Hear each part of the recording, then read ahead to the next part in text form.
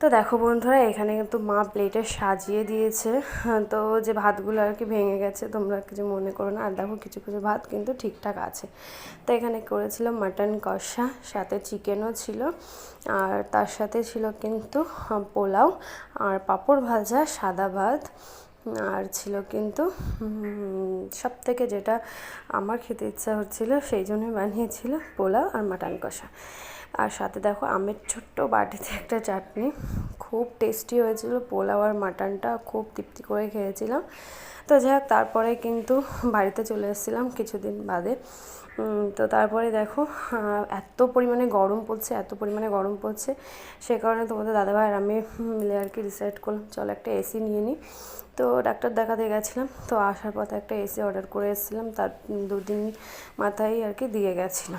তো এখন নিচের ঘরে, এটা তোমরা ভাবতেই পারো কোন ঘরে, দিদিভাইটা তো এই ঘরে থাকে না। তো হ্যাঁ, যাই হোক, এইখানে আমরা থাকতাম না, কিন্তু এখন আপাতত থাকতে হচ্ছে।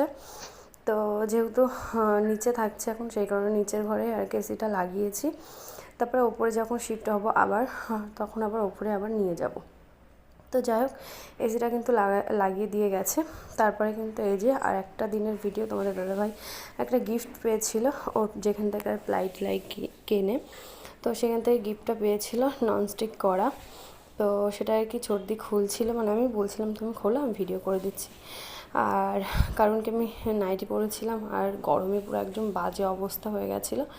তো সাথে একটা বাচ্চার হাত দেখতে পাচ্ছে, ওটা হলো আমার ননদের মেয়ের ছেলে।